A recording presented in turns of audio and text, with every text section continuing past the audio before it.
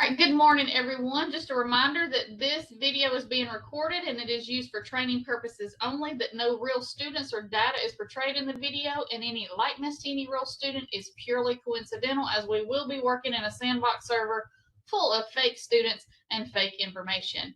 Good morning, everyone. I am Stacy Royster, and I have Sally Meek here with me from the department, and we are tag teaming today to talk to you about a new page in PowerSchool, but it's not necessarily new data that you are unfamiliar with for students. So we're going to go through the employment survey. Everyone should be seeing my screen, and I'm logged into PowerSchool right now. And we're going to start it off with, and let me grab this link to share, because you should all be familiar with this document right here. If I can get it in my chat. There's a link to this PDF, but this is the employment survey that should be a part of every district's enrollment registration packet for every new student that you enroll into your district. This survey has been around for, oh gosh, how long now, Sally? Well, it's been around for years. We changed it a little bit and added pictures about 3 years ago, but the information we've been collecting for 20 years or so, at least. So is everyone on the call familiar with this survey that you give in your registration packets? And everyone is giving them in. And if you're the person who you own this in your district, you know that you collect these from the students who return them to you, and that you have to send those in to the federal program section each year. You typically turn it in during the fall conference. And I think most have already turned the majority of them in for this year. So what we're going to talk about today is literally starting today, moving forward. So y'all can take a big sigh of relief. We're not asking you to go and backdate all of your kids in the district, but from today moving forward, where you are, what we have, and what we want you to do with this information. So if you are an online registration district, so how many of you does that apply to? If you do not already have this as part of your online registration packet, I would highly recommend talking to your online provider to see about getting this form as part of there, because now that we have a page inside of PowerSchool, you can deliver it over from your online registration into that page. If you are still a paper and pencil online registration district, and we're still 50-50 out there in the state of who's online registration and who's not, then you will continue to give this document to your online to your enrollees as part of their registration packet. But now, as you receive this document, you will be entering it into this page for a student. So I'm going to show you where this page is located, and then I'm going to have Sally talk about what all is required inside of this page. So I've got my favorite Mickey Mouse right here that we like to talk about. So I'm going to go into Mickey. And I am in the new user interface, everyone. So if y'all have not swapped to it, I will tell you it is located on the same AL State Province page that's in that left-hand list. So where you find the home language survey and your federal programs and special programs, all of that data, it's in that same area. Inside of the new UI, it's actually located on the compliance page. So you'll see now what you see in the old UI as tabs. We have these new links.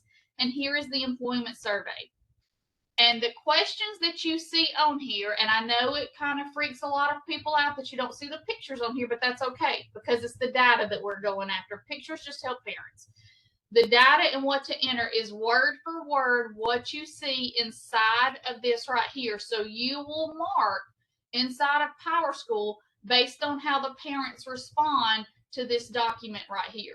So you will see that you'll have the date of move, all the yes/no questions, any additional information, and which one of the following fields that they might have been working in as they migrated across the state, along with the same information that you kind of have down here at the bottom of who filled it out, where do you work, and what's it, how many children are in the home for you. So Sally, do you want to now talk kind of about what the architecture of this is? Sure.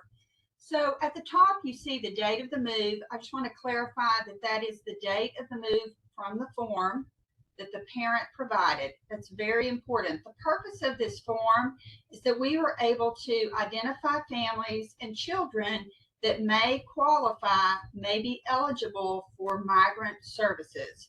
So it's really important that we collect this information. So that date of move comes directly from the form. The next questions, note that it says has the percent.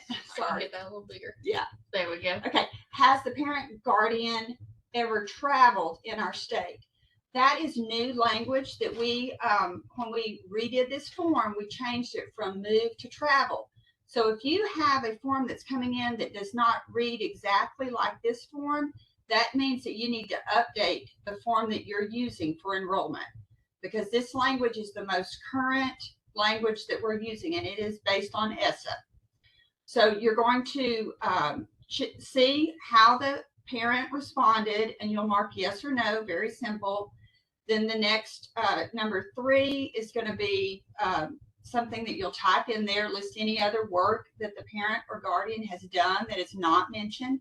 So, they may put in there that they were cutting chickens, or that they did landscaping work, or that they did construction. So that's important that you put that information in there. The next section is based on the pictures. So there'll be a check mark beside the picture of the fruit or the tomato farm, the cattle farms, etc.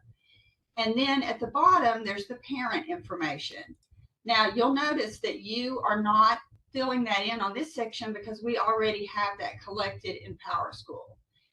Sometimes you get a form and they have completed the top part, or maybe your school even filled in the top part. Can you go to the pictures? Mm-hmm. Let's show them. Okay, at the very top where it says the school system, the school name, they send this back into you, but they have not marked anything. They've not provided additional information. Sometimes we see this because they did not make a move.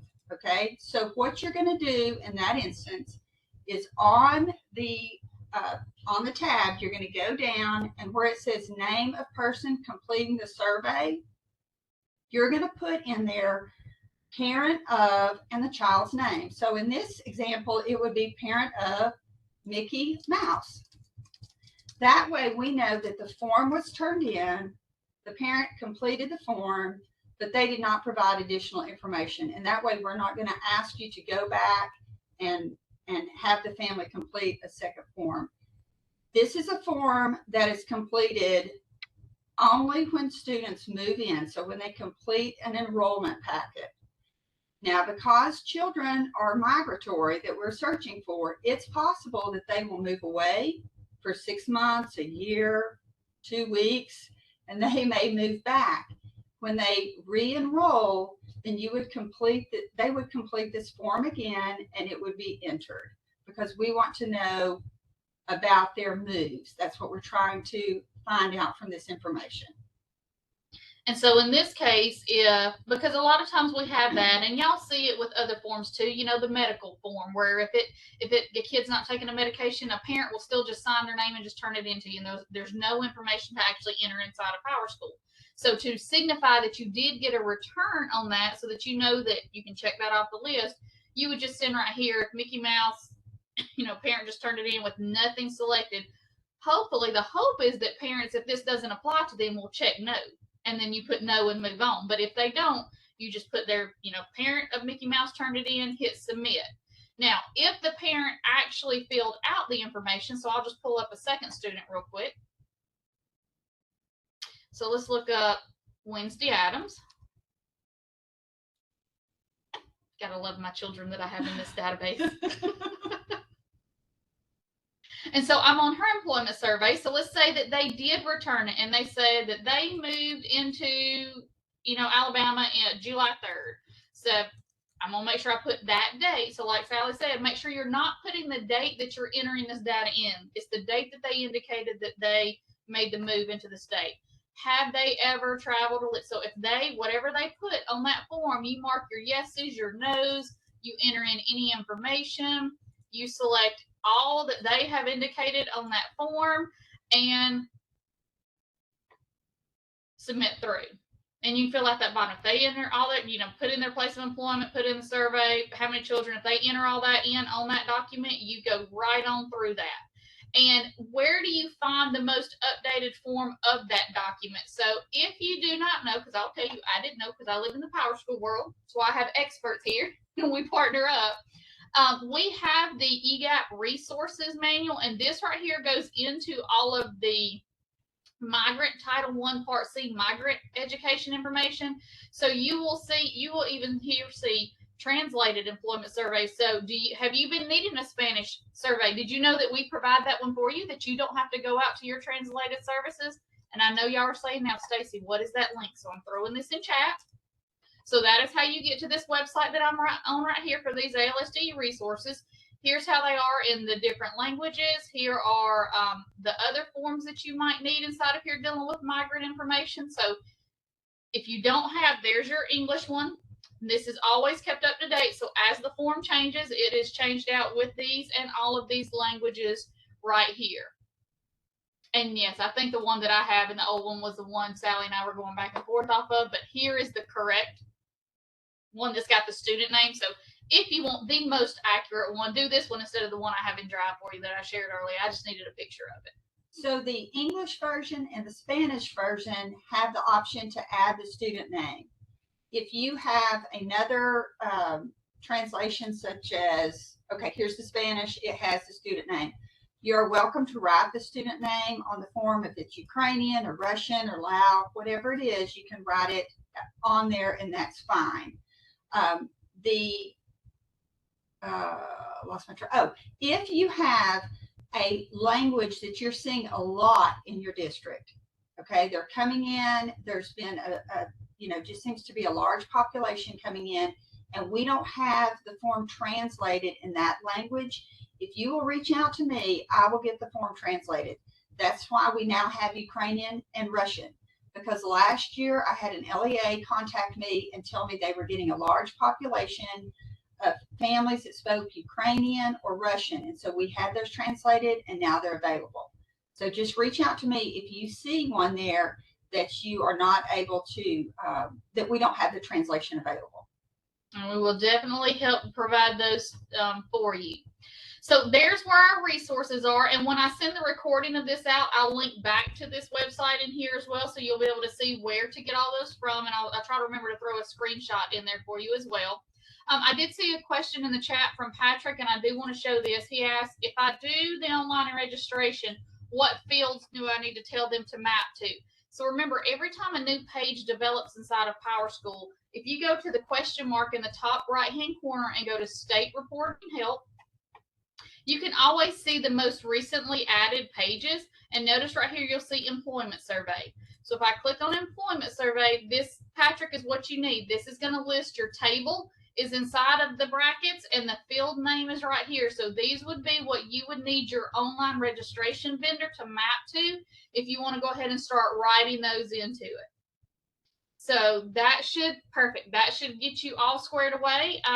For everyone else who's on the tech side for PowerSchool, if you're asking, well, Stacy, can we do an import from a spreadsheet or something like that? Yes, because anything that are these tables right here, we can always get those imports in there. In fact, because this is an X table, this actually should be in a student field value. So we'll get a set of directions out for those on there.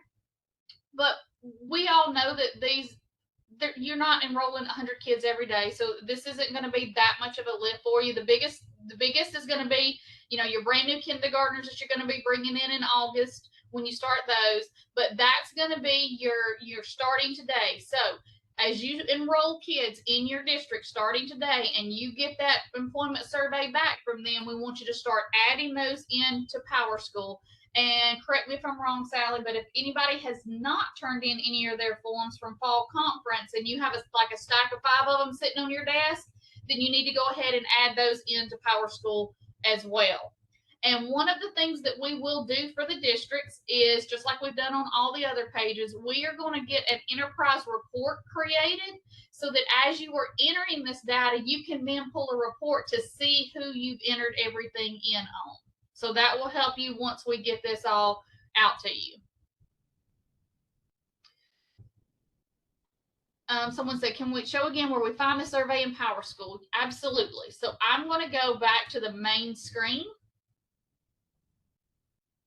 where I should have student selection there. So from the main screen, if I click into a student record, in the new UI, it is on the compliance page. You will notice that the list of our state AL province page, and if you're in the old UI where you still have the laundry list of links on the left-hand side, it's on that state province page. We kind of partnered it up with the home language survey because it's another one of those where it needs to be in every enrollment packet because every student needs to have it sent home to get a response, whether it's a yes or a no type situation. So you'll see that employment survey link. If your district is very locked down with security, and a lot of them are, tech directors, PowerSchool administrators, if you're on the call, please make sure you find out who needs to be responsible for this data and who needs access to be able to edit this page. Also, notice that there is a change history available. So if you have not gone into your settings to update your change history for all the new check boxes, PowerSchool admins on the call, please do that. And in the new UI, just to show you where that is real quick, if I go to this enable change history, if you're in the old UI, I believe it's under system and enable change history. There's quite a few pages that have been added to PowerSchool here recently. So if you've not checked to turn on for the Numeracy Act, for the Legislation Act, for the employment survey, any of these down here, if you don't have these checked, please go ahead and turn those on now so that you can track as changes are being made to this page. That way, if Sally goes in and makes a change to Mickey Mouse, and then I go in to look and I went, wait a minute, I already did Mickey Mouse. Who did something? You'll be able to see who's overriding data, and you'll be able to see if your system, if you're doing online registration, is going to bring that into the district. One thing I wanted to point out is we have it labeled as PowerSchool as employment survey. When you look at the form at the top, it actually says parent survey. If you look at the English version, it says parent survey. That that's what we have it labeled for the school, because what we discovered was that when families come from other countries, sometimes it's concerning to them that they're providing employment survey. So this just is a gentler way of us getting that information that we're required to get. But it has historically been called the employment survey.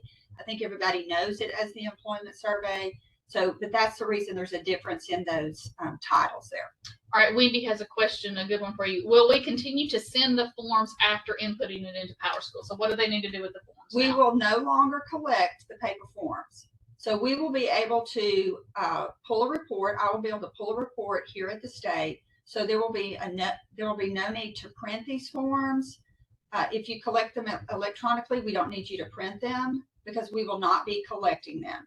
So if you currently have your stack for the fall that has not been submitted, we have a couple of districts that may not have done that at this point.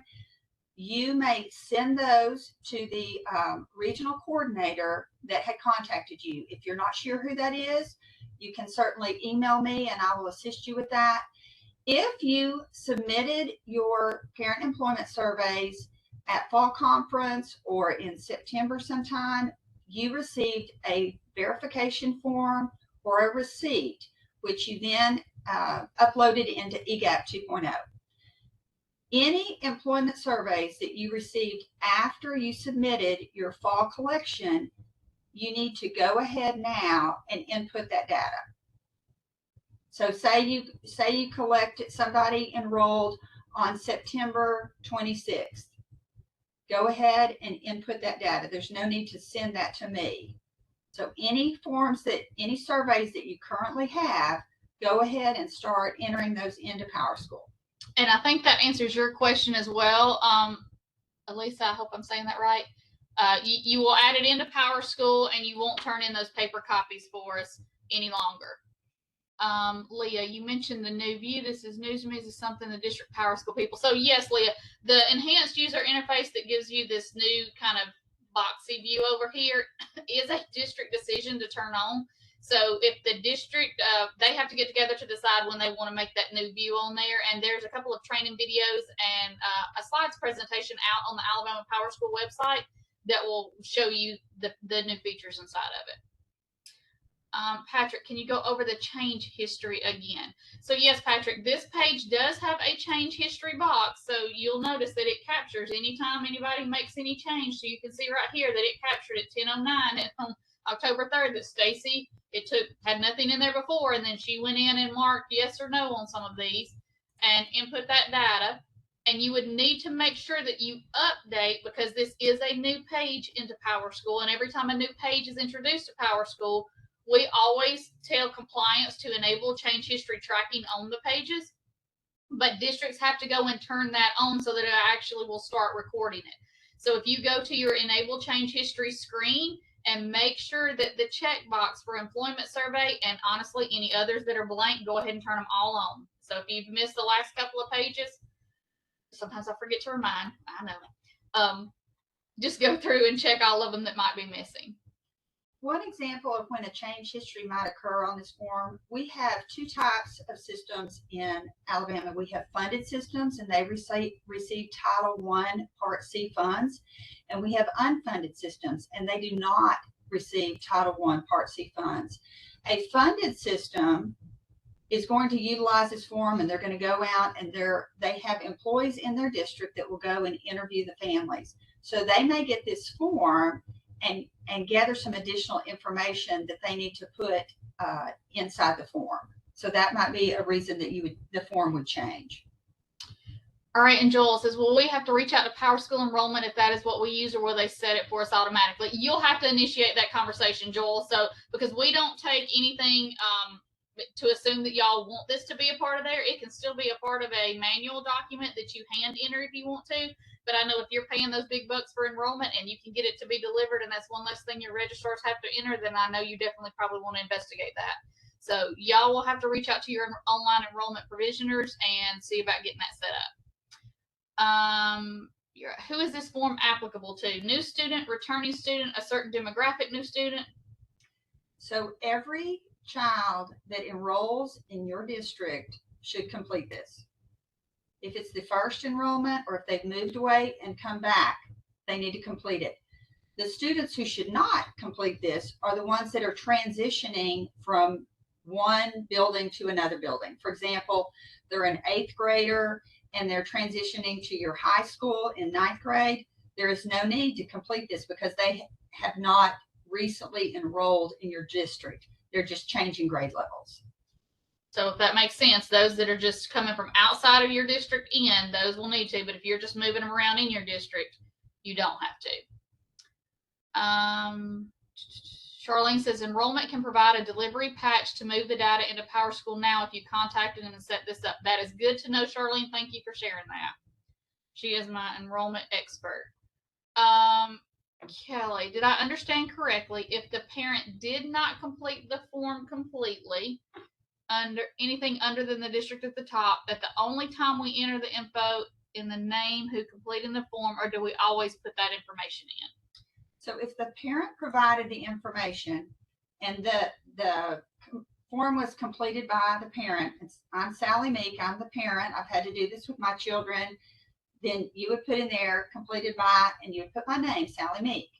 The reason we need that is because we make a phone call to Sally Meek, and we talk to her and we ask her about the information she provided. If no information was provided, we want to make sure that the form was collected. And the way that we know that it was collected but nothing was included on the form is you put in the blank completed by, and you're going to put parent of, in that case it would be, Mickey Mouse. Mm-hmm. So in the case of a while ago when I was looking at Wednesday Adams, so Mickey just returned a form with no information. It's just maybe the school, because you know how a lot of times in schools y'all will pre-populate the student's name up there, especially in elementary schools, so that the parents just have to do their part and send it back in. So let's say that happened on Mickey and nothing was filled out. So I see no information here, but to let me know that that form was returned, I put that a parent of Mickey Mouse did it. I don't know who, but I'm assuming one of those guardians did. But over here on Wednesday, where I did get information, then I would put, because hopefully I filled out, the name of the information. spill my own name today, y'all. And place of employment, wherever it is, and number of children too. So you see the difference. If the parent actually did fill all the information out for you, then you would record as this. But if a form was just returned to signify that you did get a form, because then what happens to the kids who have not returned a form? Are you actively trying to get those forms from the parents? Just in the same way that we have to actively get those home language surveys from the parents, we still have to know yes or no, does this apply to them, because we have to do the federal reporting on it. Also, if you are collecting paper copies, you want to make sure that you're using the form that has the student name at the top, so when it's returned to you, you know who completed it. Because especially if there's not much information included, it's sometimes hard to identify who the child was, which is why we added the student name in. All right, so Amy wants to know, what if the parent leaves the date of move field blank? Okay, if the parent leaves the date of move field blank, you should not enter anything. When we call the parent and interview them, that's one of the questions we'll ask. We'll ask, when did you move? Jennifer, does PowerSchool enrollment already have the list of fields? You'll probably need to supply them to them, Jennifer. And like I said, you're able to get that by looking at that question mark. So in fact, I'll just go ahead and throw this link into the chat. So any of you who are online enrollment, that's what you can send to them, because that's going to give you the table name and the field name for each one of these so that you can map them. Is there a way to batch enter the no response? Yes. And I will set up a set of directions that will show how to do some mass entry of these. They are student field values, so we will be able to do that very easily. You would just have to have your select group of students. So we'll get those out for you shortly. Be on the lookout for my Monday newsletter, because as soon as I get that documentation scoped out, I'll have that in that newsletter for you. I probably can have it for Mondays. It won't take too long to do this one. And if you're not on that list to get my emails, and you're like, well, how do you get on that email list, Stacy? It's all controlled by the education directory. So if you're listed as a PowerSchool contact for your school, or if you're in any other coordinator roles like federal programs coordinator, tech coordinator, things such as that, that's how you get on that list. So if you're not on the list to receive my Monday emails and want them, ask your education directory person at the district office to add you as a PowerSchool contact for your school.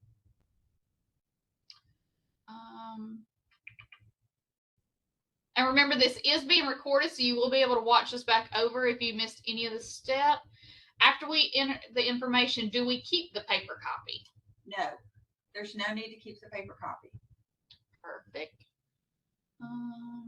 But that is why it's important to put all the information in as accurately as possible, because we will, when I pull it, I'll pull a report that will have, I want to see who marked yes, who checked a box by a picture, who made a move, and I provide that information to what's called the migrant recruiter, and that's the person that's going to make the phone call to the parents. So the accuracy of the information is really important. And Garrett, you said you're coming late. What is the timeline for this to be updated? So one of the great things, Gary, is we're not asking you to go backwards in time and grab all of your kids and put this in, so y'all can yay to that. But we are saying, starting today, moving forward, as you enroll new students into your district, you need to be entering this data into PowerSchool when they return that survey. And if you're one of the districts who did not turn in their surveys that they have already collected for the beginning of school at the federal at the fall conference, then you will need to enter those into PowerSchool instead of sending those forms to the state. So if you still have any forms in your office, go ahead and enter those in. And Jill, yeah, I love it, Jill. You're on top of it. Already sent it to your enrollment. Erica, does federal programs know we will no longer get receipts? Don't want to have to upload a form in EGAP. So we will still verify that we have collected the employment surveys. So when I pull the data, we'll look at that and we'll verify, because we use some of this information to look at migrant trends throughout the state, and also we track how many yeses we've received. That helps us track that data. but also just what's happening in your district as far as migrant movement. So, we will provide a verification form on the surveys that are submitted. And one of the things that we will be doing on our side up here at the state as well is, now that this data is going into PowerSchool and coming up here into the ODS, is to request for the IS section to get some kind of viewable tile or some view, whether it's in student data or in its own tile or built into the migrant tile. I don't know where we're going to end up putting it, but get this data viewable in AIM as well, so you can see what we're seeing from the state level is being reported for your district. That way we kind of close all the gaps and don't have to have y'all do double work anywhere. And when we first started this with the form with the pictures, several of the vendors that worked on the enrollment packet for PowerSchool, there was difficulty getting the pictures in there, but we are seeing that that's becoming a little bit easier. We have some LEAs that are able to get the pictures in there. So you may want to have that conversation again about making sure that the pictures are in there. The reason the pictures are really important is because we have parents from other countries that do not read English. They may not read in their home language. So they may come from Vietnam, but not read or speak Vietnamese, but they can look at the form that we have translated and determine what those pictures are, and then they're able to complete the form. So the pictures are very important. Like I said, if you do not have pictures in your enrollment packet, that is something that would be best practice. Leah's asking, since students come and go, how will PowerSchool know to maintain and change the information, just from the interface or because we input the new information? So Leah, it's the same with any other demographic field. So think of this as another demographic field inside of PowerSchool. So as a student enrolls with you, when you transfer, data is going to move with it, but you still have to look and verify. If the address updates, you have to update that inside of there. So if any of this changes, then that would need to be updated as well. So PowerSchool is not going to automatically make any changes. It's all going to be on the LEA to do verifications of the data that comes in with the student. Dina, my CNI directors need a copy of the receipt I usually get when we turn this in. Are they no longer needed? So if you have not received a receipt or a verification form, you can email me, and my email is Sally, SALLY, .meek, MEEK, @alsde.edu. Send me an email. We'll get you the receipt. Selena, I do not have the option in the old UI to view history. I've ensured the option is selected with my role change. So Selena, just hit me up after this and we'll go through and look, because it's going to be a security permission inside of there. Leah, there won't be errors for all of the other 21,000 students who don't have this in the record since they are not new enrollees. No, because we have not put any validation rules. I know you're probably thinking about like level data and what we see with the home language survey. We have not put any validation rules inside of this yet. We are going to work to see what type of rules need to be put in there before we have that conversation with level data. We will have the enterprise report for you to pull a lot faster than you will looking over there to know who you've hit for and who you haven't. And if you're wondering what I'm talking about with those enterprise reports, just to show you what's out there now and kind of what it's going to mimic, we already have reports, a lot of federal programs reports that you can pull under data and reporting, reports, enterprise reports. So if you've not seen some of these, hit up your PowerSchool admin. But we have some like an immigrant migrant report. So it's going to be very similar to this right here, where it's going to show, like we'll give you counts of how many said yes to that first question and yes to the second question. So like right now I'm looking at a chart of how many immigrants, how many migrants, and then all of that information that's in that area on the federal programs page, we have delivered here. So what we'll do is we'll take all of those questions that's on that survey that you're filling into PowerSchool, and we'll make them columns in here. That way you can then export out everyone that you have this information filled on for that current year. So you can use that as your checks and balances. Linda, did you add the link to the employment survey with the student? Yes, Linda, it's going to be in this. Your best place is to look here at this resources link. I'm going to throw it back in chat for anyone who's just joined. Because under the Title I Part C, Migrant Education is where you can see the English version as well as these translated versions. And as you're rewatching the recording, Sally had mentioned if there's another language that y'all are seeing a lot of that you might need, just contact us and we can get that taken care of for you. Jill, since most of our students will not have this information entered to PowerSchool at this time, will this create warnings? No, it will not create warnings or errors in the AIM data portal. This is not being pulled for 20-day at this point. This is brand new, so you shouldn't see warnings anywhere, because what we wanted to do was get together, both from the federal program side and the PowerSchool side, to give you this information so you understand what your steps are, and then we will start talking about validations and letting you know about those. So we're going in the right order for you on this one. Sean, do you know if the pictures can be added if we use online enrollment to gather the data? Sean, it's going to depend on your actual online enrollment provider. I know that some districts have gotten the pictures on there, but I don't know which one. Overby just said yes, it can. So that's a huge step. So Christy, we hand enter in the fall. Would we update all students in the fall inside of PowerSchool, or just new enrollments only, Christy? We're only going new enrollments moving forward. So let's think about next school year, because right now you've got kids that, yes, are transitioning back and forth, but think about where your big load is going to be. It's the same. Think about this the same way you do your home language survey.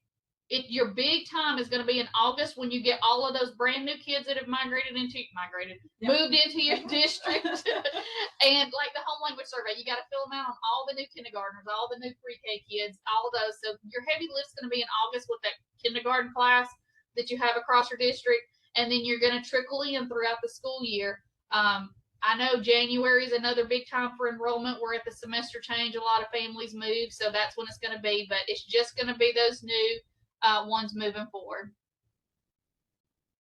Erica, I appreciate you departments. Look, Sally, I tell you, we have communicated and communicated. Yes. We like working together on this to make this easier for y'all. Carrie, we were told by our specialist last year that pictures couldn't be added. I'll have to ask this question. So, Overby, are y'all using PowerSchool enrollment, or which enrollment platform are you using?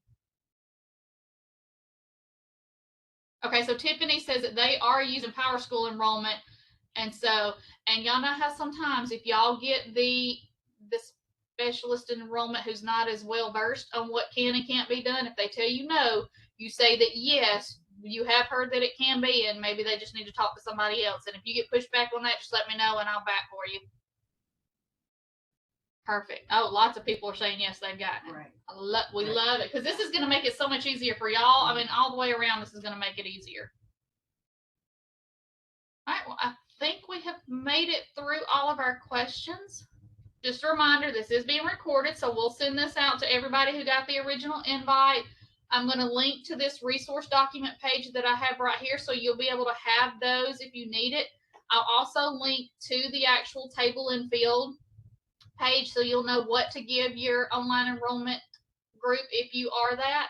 And then I'll work on those, how to mass enter if you need to hand enter some of that data, because it won't be too hard at all. Tiffany, will this cause any issues if we have all returning students to complete this information for next year during re-registration? So if they wanted to wipe clean and just have everybody do it? No, please don't do that. This is why we're going to pull this data. And it's very possible that those returning students, we've already called those families. So we don't want to, we have one person that makes these calls. Okay, so we don't want her to use her valuable time calling families she's already called. So just students that are newly enrolled. That's a great question. So if you're online enrollment, I know that y'all have to choose whether these forms go to new students or returning students. Only do this on new students. So set it up just for that. Y'all have some really good questions today. All right, anything else from anyone? We got that done in way less than an hour. All right. Well, as y'all are letting this, sink in and meld, Brandy, is there a training like this for the home language survey? Not that I know of, but Brandy, if y'all think it's needed, I will reach out to Maria and we'll do a tag team duo and talk about the home language survey and what can do that as well. I know y'all have really liked some of these like partnerships we're doing, like the one that I did last year on the SIR report and things like that, just to bring all that back. So we'll be happy to put those on. And I just want to reiterate, since we did have a couple of people come in later, if you look at your form that you're using in your enrollment packet and the questions do not exactly match what is on the page that you're entering in, that means you're using an old form. So one way that you can tell is the first question is, have you ever traveled? Okay, it's asking about traveling. If your form says, have you ever moved? Then that's an old form. That's old language, and we have updated it so that it says travel. Mm-hmm. So just make sure that wording is exact on there. And I guess because this form's really not updated all that often, but if it is, communication is typically sent out, letting everyone know. We added the student name. That's the only change that we've made to it. And that was about a year ago. But it's held in the EGAP 2.0 ALSDE resources, and that's the link that Stacy provided. If it were changed, we would certainly let you know. Lisa, if they register as returning but are new, will it write over the data? Lisa, I think that depends on how you have your delivery set up. So you might have to talk to your online enrollment group about that. Tiffany, is there a video of the SIR report video? You know there is, girl. So yes, on the Alabama PowerSchool website. And just to show you on this as well, as soon as this recording is off, I've got a new, let's see if it'll pull up. Sometimes it doesn't when I'm on, it actually pulled up. There is a new tab on here for federal programs where I'm starting to load all of the federal programs documentation. So I will put this recording along with the links that I send out on this page as well, so that it will be there for future use. And so Tiffany, the one that you're wanting on discipline is up under the discipline link, so you can hit that up as well. And if any of y'all just don't know about this website right here, let me go ahead and copy, and I'll throw this in the chat.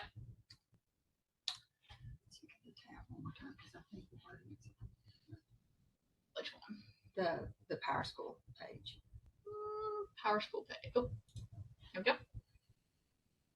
Okay, so question 1 reads, has the parent legal guardian ever traveled in or out of Alabama? And the form question says, have you ever traveled in or out? That's the only difference in that, because they're asking, has the parent traveled in or out of Alabama?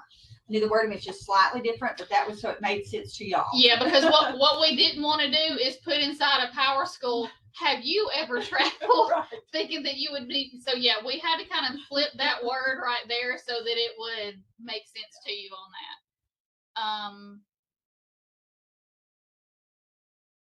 that. Leah says it helps when information like this is addressed by the state, so please don't. We are happy to do that. Not a problem at all. Brian, can you show the location of the form in the old UI? So, Brian, it's on the state province page. So when you're on that left-hand side inside of a student record, go to the state province AL page, and you've got all those tabs across the top, that says special programs, federal programs, home language survey, civil rights. It's got employment. Employment surveys right on another tab in there.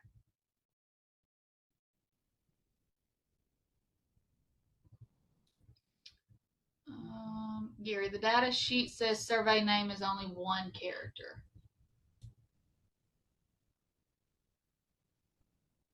Survey name?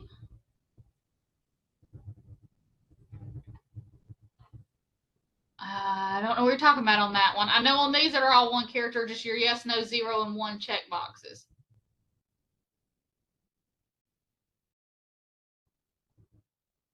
Oh, I'd say right there. I'm not sure why it says 1 character, because it allows for more. Obviously, y'all saw that when I entered in my name and parent. In fact, it takes 237 characters, so I'm not sure why that's going to be compliance and they can get that cleaned up. Aaron, can PowerSchool data managers be notified when these forms are updated? We don't always get notified or minor changes in the online forms get out of date. Yeah, because Aaron, the thing is, if they are changing the forms with any wording, then I'm going to have to update this page inside of PowerSchool. So you'll definitely get notified on anything that has those same namings inside of there, because I'll let you know that some changes happened, or you should see it on like a state reporting release notes inside of it. But we'll see if we can. I don't know where all federal programs sends their communication out, because I know you've got a group. When this like when we added name and we sent out we always send out a spring and a fall. Historically, we've sent out a spring and a fall letter that says it's time to collect the parent employment surveys, and if there was a change, then I would attach the changed form to that. It's been about a year since we've made any changes, so that would have been a year ago. Mm-hmm. Now, because we are not collecting them in the fall and the spring, rather y'all are just inputting them into PowerSchool, you won't be receiving that letter. But I would notify Stacy of any changes so that she can make them in PowerSchool, and then her communication would go out that way. The letter that would have come from me, the memo, would have gone to federal programs directors. Stephanie, if the parent answers no to all the questions, do we still need to enter the parent's name or the name of the person? So if they actually answer the questions and say no, then you want to put their name of who did it. So if this was a no with nothing there, then I would say Stacy Royster filled it out. The only time that you need to put the parent up is when they fill nothing out, so you have no clue who it was that actually filled it out to write a name inside of there. CJ, is there a home language survey in EGAP? Oh, I have no idea if the home language survey is in EGAP, to be honest with you. I don't believe it is. So let me go back to the question that Stacy just had about the name of the person completing the survey. So if they don't provide that information, you can type in there, the parent did not provide. Okay, because that's pretty important for us, because when we call, if I call the home of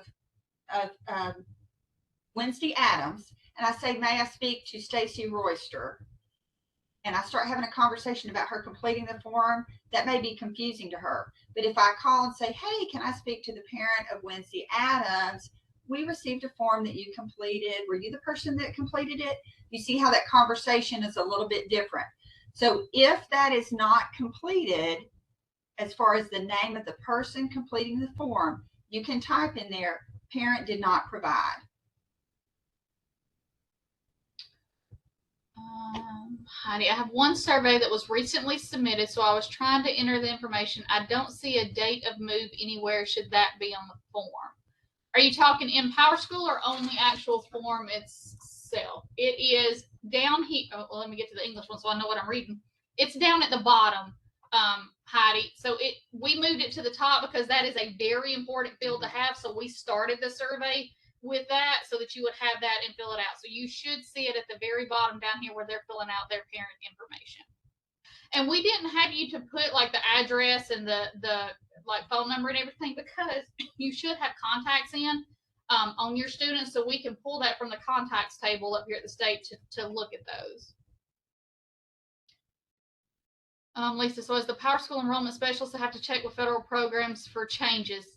Lisa, that's typically how all, any section that owns any kind of form, home language survey, it doesn't matter what it is, those sections will be communicating with those data owners of it. And the expectation is that those people over those coordinator positions are communicating with whoever is needed in there.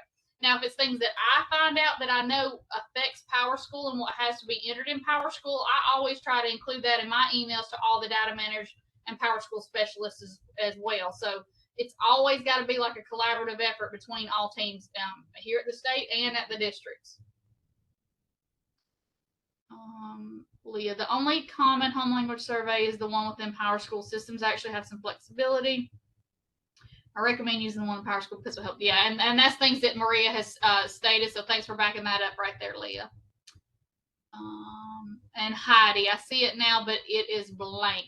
And yeah, it's one of those things that sometimes they don't fill it out. So if they don't, and they may not have maybe they didn't fill it out because they don't know the exact date. Maybe they didn't fill it out because they don't want to put it on your form. I mean, there are a lot of reasons that's not filled out. So if it is left blank, it's okay to leave that blank.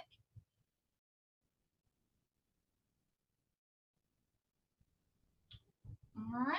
That catches us back up on questions in the chat. Any other questions that you can think of?